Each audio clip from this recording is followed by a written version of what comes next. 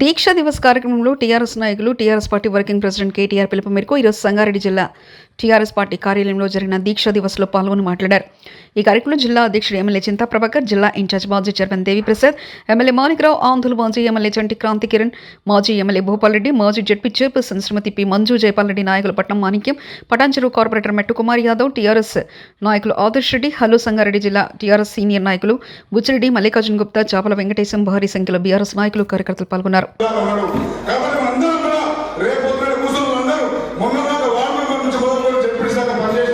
చాలా మంది నాయకులు రేపు మరొకసారి మనం ప్రజాప్రతినిధులు కావాలంటే తప్పకుండా గ్రామ స్థాయిలో పోరాటం చేయాలి. ఎంత యాంటీ ఉన్నా కిందికి వస్తే గ్రామాలకు వస్తే ఏముంటుంది, ప్రభుత్వం కాంగ్రెస్ ఉందా, కాంగ్రెస్ ఓట్లు వేస్తేనే పని ఏంటని చెప్పి ఒక మెసేజ్ తీసుకుపోతారు. ముందే ఎవరైతే దుర్మార్గమైన ముఖ్యమంత్రి ఉన్నాడు, వారు ఎన్ని మాట్లాడినా మన ప్రభుత్వంలో అన్ని అక్రమాలు చేస్తా ఉన్నాడు. మన సోషల్ మీడియా బాగా పనిచేస్తుంది, రాష్ట్ర స్థాయిలో కూడా బాగా పనిచేస్తుంది. దాన్ని క్యాచ్ చేసుకొని తిరిగిదాకా పోయి ఫస్ట్ మన క్యాడర్ సెట్ చేసుకొని బూత్ స్థాయిలో కూడా మనం అంత కార్యకర్తలు సంప్రదించుకొని చిన్న చిన్న సమస్యలు ఉంటే పరిష్కారం చేసుకొని రేపు స్థానిక సంస్థలు గెలవడానికి ప్రయత్నం చేస్తే నాలుగేళ్ల దాకా మనం ఉద్యోగం చేయాల్సింది చాలా ఉన్నది. ఇది ఆరంభం మాత్రమే. సంవత్సరం తర్వాత ఈరోజు మొదటిసారి మన జిల్లా అంతా కూర్చోబెట్టారు, ఇంకే స్టార్ట్ చేస్తారు. మొన్న గౌరవ కేటీఆర్ గారు మన వర్కింగ్ ప్రెసిడెంట్ గారు చెప్పడం జరిగింది, జనవరిలో కొత్త కంపెనీ వేస్తామని చెప్పి అందరూ కూడా ఐక్యం ఉండి ఇప్పుడే మాట్లాడుకొని కంపెనీ ఎవరిని వెళ్తే బాగుంటుంది, బూత్ ప్రెసిడెంట్ ఎవరిని వెళ్దాం, మండలం ఎవరిని వెళ్దాం, పార్టీ విషయంతో పాటు రేపు ఏ రిజర్వేషన్ వస్తే ఎవరిని వెళ్దాం మన ఎవరు చెప్పి కూడా అక్కడ లోకల్ యూనిట్ మనం యూనిట్ గా ప్లాన్ చేసుకుంటే తప్ప మనం గెలవకపోతే కాంగ్రెస్ అధికారులు మొత్తం వాళ్ళ చేతున్నారు. వాళ్ళు మన ఎందుకంటే మన సారేటప్పుడు మొత్తం ఆన్లైన్ కాంగ్రెస్ కుంభకోణాల పార్టీ కాబట్టి మనం ఒకవేళ స్పెషల్ ఉండాలి. తెలంగాణ రాష్ట్రం సాధించుకున్నదే ప్రజల కోసం మన ఉద్దేశంతో ఏదున్న ఆన్లైన్ సిస్టమ్ పెట్టి పెన్షన్ కావచ్చు, కళ్యాణ లక్ష్మి కావచ్చు, చార్జీ వాళ్ళు కావచ్చు, ఏ బిల్లు వచ్చినా ఒక్క రూపాయి కూడా లంచం పోకుండా ఆన్లైన్ ద్వారా అందించినాం. మళ్ళీ కాంగ్రెస్ వాళ్ళు స్టార్ట్ చేసిండ్రు గ్రామాలలో ఇంద్రాకుల కంపెనీలు అని చెప్పి వాళ్ళ కార్యకర్తలు పెట్టుకుని వాళ్ళ రాజకీయం మార్పు రాజకీయం స్టార్ట్ చేస్తా ఉన్నారు. ఇవన్నీ కూడా మనం దృష్టిలో పెట్టుకోవాలి. ఎట్టి పరిస్థితుల్లో స్థానికంగా మనం గెలిస్తేనే ఎమ్మెల్యేలు లేని దగ్గర కూడా మనకు ఇబ్బంది ఉండదు, ఎమ్మెల్యేలు ఉన్న దగ్గర ఇబ్బంది ఉంది. కాబట్టి రేపు జిల్లా పరిషత్ కైవసం చేసుకోవాలి. అన్ని 26 మండల పరిషత్లు, 26 జడ్పీటీసీ మనం గెలవాల్సిందిగా అందరూ మన కంకణ పట్టుకొని ముందుకు పోవాల్సిన అవసరం ఉంది. 4 ఏళ్ళ ఉద్యోగం పోవాలంటే మన ప్రజాప్రతినిధి ఉంటేనే నాకు మన నెంబర్ వస్తారు, కార్యకర్తలను మెయింటైన్ చేయగలుగుతాం. కాబట్టి వీళ్ళకి అందరూ ఆలోచన చేయాలి. పెద్దలు కూడా పార్టీ కమిటీల కోసం ఆలోచన చేయాలి.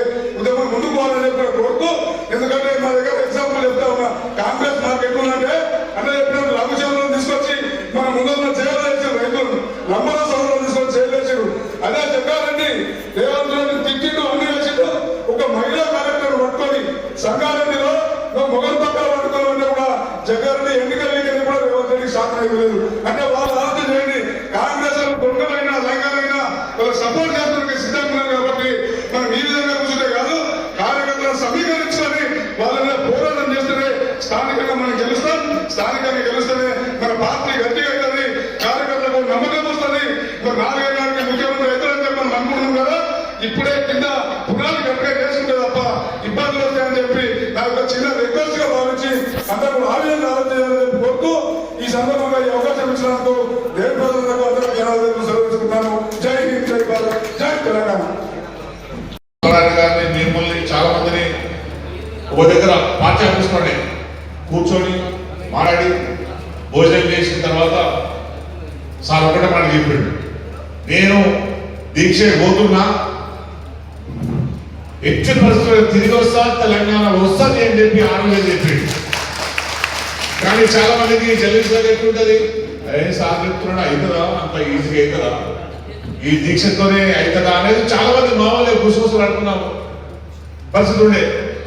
దీక్ష ఎట్లా ఉంటుంది, ఏది ఏ కథ అనేది అట్లా ఒక ప్రణాళికాబద్ధంగా అన్ని సెక్షన్లను, ఉద్యోగులను, విద్యార్థులను, సాంస్కృతిక రంగంగా అన్ని రంగాల వాళ్ళందరూ కూడా ఆర్గనైజ్ చేసుకొని దీక్ష మొదలు పెట్టిన తర్వాత అందరూ కూడా కేసీఆర్ వెనకాల ర్యాలీ అయింది. కేసీఆర్తో రాదు, కేసీఆర్తో సాధ్యం కాదు. నేను మీ అందరికీ ఉద్యమకారులందరూ కూడా నేను తెలియజేసుకుంటూ, ఉద్యమకారులందరికీ ఎమ్మెల్యేలు కాలేదు, 119 మంది ఎమ్మెల్యేలు అవుతారు, లక్షల మంది ఉద్యమాలు చేసింది కదా. నాకంటే ముందు మా నియోజకవర్గంలో పల్లె సంజీవన్ ఉన్నాడు, తను కూడా ఎమ్మెల్యే కాలేకపోయాడు.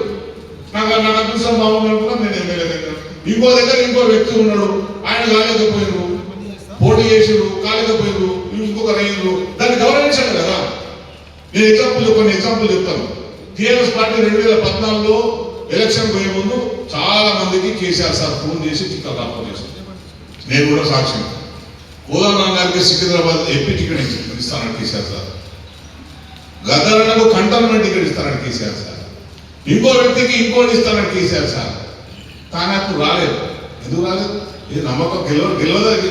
కాంగ్రెస్ గెలుస్తారు, ఢిల్లీమెంట్ కోదండరామ్ సార్, కోదండరామ్ సార్ ఢిల్లీమెంట్, కాంగ్రెస్ గెలుస్తారు. మళ్ళీ వచ్చి ఉద్యమం కావాలంటే ఎట్లయితుంది? నువ్వు చేసేది రాజకీయం, మీరు చేసేది రాజకీయం, మీరు పోటీ చేస్తున్నారు, ఓకే అంతే కదా. రాజకీయంగా పోటీ చేసినప్పుడు ఉద్యమకారుడైనా ఎవరైనా ఓడిపోయినట్టే కదా. టీఆర్ఎస్ పోటీ చేసిన ఉద్యమకారుడు గెలిచిండు, కాంగ్రెస్ నుంచి పోటీ చేసిన ఉద్యమకారుడు ఓడిపోయాడు. మరి ఉద్యమకారుడికి అన్యాయం చేసినట్ట చెప్పండి. ఉద్యమకారుడికి అన్యాయం చేసినట్ట. రాజకీయంలో గెలిపోవడం సహజం కనుక నువ్వు ఓడిపోయాడు. టీఆర్ఎస్ తో ఉన్న ఉద్యమకారుడు గెలిచిండు, సుమన్ గెలిచిండు, సుమన్ మీద ఉన్న ఇంకొక ఆయన ఓడిపోయాడు ఉద్యమకారుడు అనుకున్నాం. ఆ సుమన్ గెలవడం తప్ప నువ్వెట్లంటావు? రసమై గెలిచిండు, ఇంకొక ఆయన ఓడిపోయాడు. ఓడిపోయిన మాత్రాన ఉద్యమకారులో నువ్వు కాదు ఓడించి రసమైంది ఓడి గెలిపించింది ఎట్లా అంటావు? అది ఒక అనారోగ్యమైన పరిస్థితిని తెలంగాణ సమాజంలో ఇప్పుడు తీసుకొచ్చిండ్రు. ఆ పరిస్థితిని చక్కదిద్దాల్సిన బాధ్యత అందరి మీద ఉన్నది, మరీ ముఖ్యంగా ఉద్యమకారుల మీద ఉన్నదని చెప్పి నేను మీ అందరికీ తెలియజేసుకుంటూ, అందరూ ఎవరెవరు ఉద్యమంలో ఉన్నారో ఉద్యమంలో ప్రతి ఒక్కరు కూడా మనం గౌరవించుకోవాలి. వాళ్ళ కుటుంబాన్ని కాపాడుకోవాల్సిన బాధ్యత కూడా మనకు ఉంటుంది. అందుకే కేసీఆర్ గారు 1400 మంది కుటుంబాలకి ఉద్యోగాలు ఇచ్చారు.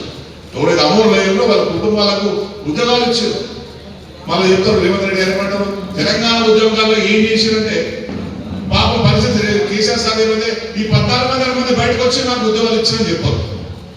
అదే పరిస్థితి అయిపోయింది కదా. ఈ 1400 మంది ఉద్యోగాలు ఇచ్చి నాకు కేసీఆర్ అని చెప్పాడు. ఇక్కడేమో ఏమి ఇయ్యలేడు అని చెప్పి ఊదరగొట్టారు. ఇక మనతో ఉన్నది ఏమైంది? నాకేం చేసింది, నాకేమైందా, నాకేం కాలేదు, ఈ ఇంట్లో కూర్చున్నాడు. చివరికి ఏమైంది? ఏం చేయాలనేది పైకి పోయింది, చేసిందంతా కిందికి పోయింది. అందుకే మనం చేసింది చెప్పుకోలేకపోయినాం, కేసీఆర్ గారు చేసిందని మనం చెప్పుకోలేకపోయినాం. అందుకే రాష్ట్రంలో ఈ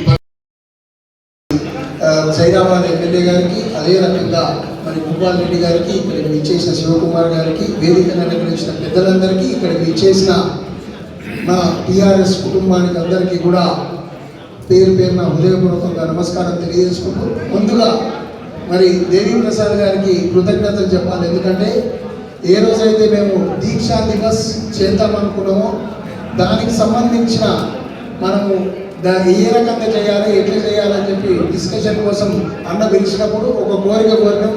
అన్న ఏ రకంగా ఇవాళ యూత్కి సంబంధించి ఎంతసేపు జై శ్రీరామ్ అంటారు, లేకపోతే హిందూయిజం అంటారు, కానీ మరి తెలంగాణ ఏ రకంగా వచ్చింది, ఏ తెలంగాణ తేడానికి కేసీఆర్ గారి పాత్ర ఏంది, మన బీఆర్ఎస్ పార్టీ ఏం చేస్తే వచ్చింది, మరి సోనియమ్మ ఇస్తే తెలంగాణ వచ్చిందా, మరి కేసీఆర్ గారు అడిగినందుకు తెలంగాణ వచ్చిందా, ఇవాళ యువతకు తెలవాలన్న ఉద్దేశంతో తెలంగాణ మీద బీఆర్ఎస్ పార్టీ అని చెప్పి తెలియజేసుకుంటూ నాకు ఈ అవకాశం ఇచ్చిన పెద్దలందరికీ కూడా కృతజ్ఞతలు తెలియజేసుకుంటాం.